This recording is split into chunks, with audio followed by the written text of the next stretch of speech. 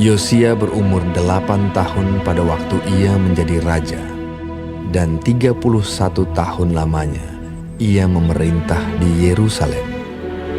Nama ibunya ialah Yedida binti Adaya dari Boskat. Ia melakukan apa yang benar di mata Tuhan dan hidup sama seperti Daud, bapa leluhurnya, dan tidak menyimpang ke kanan atau ke kiri. Dalam tahun yang ke-18 zaman Raja Yosia, maka Raja menyuruh Safan bin Azalia bin Mesulam, panitera itu, ke rumah Tuhan. Katanya, "Pergilah kepada imam besar Hilkia. Suruhlah ia menyerahkan seluruh uang yang telah dibawa ke dalam rumah Tuhan, yang telah dikumpulkan oleh pihak rakyat, oleh penjaga-penjaga pintu.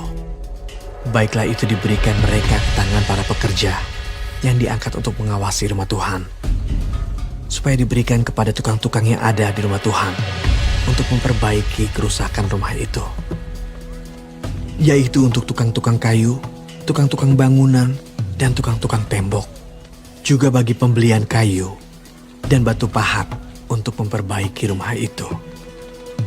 Tetapi tidak usahlah mengadakan perhitungan dengan mereka mengenai uang yang diberikan ke tangan mereka, sebab mereka bekerja dengan jujur." berkatalah imam besar Hilkia kepada Safan, panitera itu, "Telah kutemukan kitab Taurat itu di rumah Tuhan." Lalu Hilkia memberikan kitab itu kepada Safan, dan Safan terus membacanya. Kemudian Safan, panitera itu, masuk menghadap raja. Disampaikannyalah kabar tentang itu kepada raja. "Hamba-hambamu ini telah mengambil seluruh uang yang terdapat di rumah Tuhan dan memberikannya ke tangan para pekerja yang diangkat mengawasi rumah itu."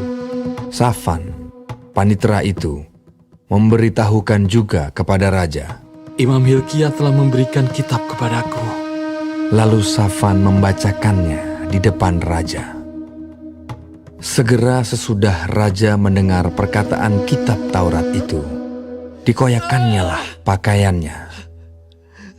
Kemudian raja memberi perintah kepada Imam Hilkia, kepada Ahikam bin Safan, kepada Akbor bin Mika, kepada Safan panitera itu, dan kepada Asaya, hamba raja. Katanya, "Pergilah, mintalah petunjuk Tuhan bagiku, bagi rakyat, bagi seluruh Yehuda,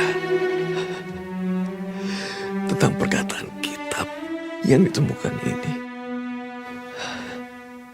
Sebab hebat kehangatan murka Tuhan yang bernyala-nyala terhadap kita,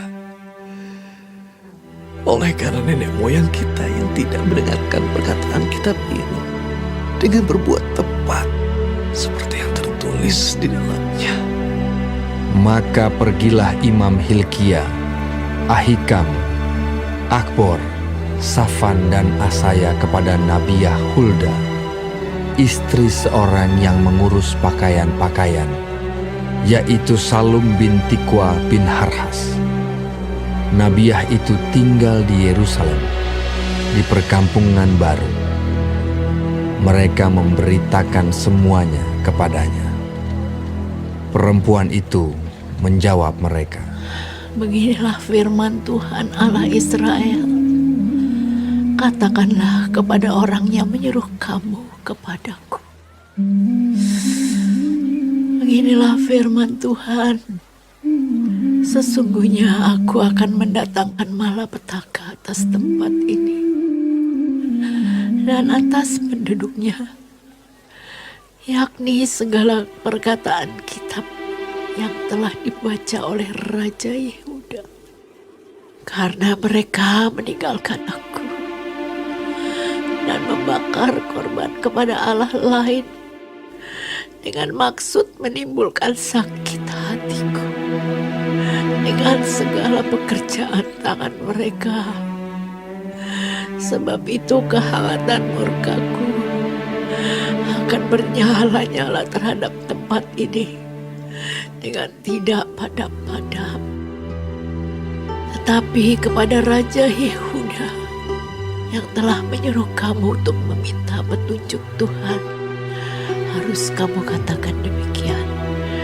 Beginilah firman Tuhan Allah Israel mengenai perkataan yang telah kau dengar itu.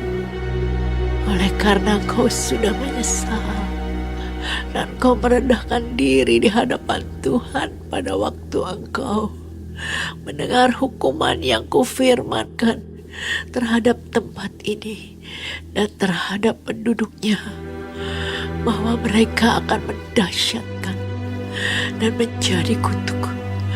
Dan oleh karena engkau mengoyakkan pakaianmu dan menangis di hadapanku, aku pun telah mendengarnya. Demikianlah firman Tuhan. Sebab itu, sesungguhnya aku akan mengumpulkan engkau kepada nenek moyangmu, dan engkau akan dikebumikan ke dalam kuburmu dengan damai. Dan matamu tidak akan melihat segala malapetaka yang akan kudatangkan atas tempat ini. Lalu mereka menyampaikan jawab itu kepada raja.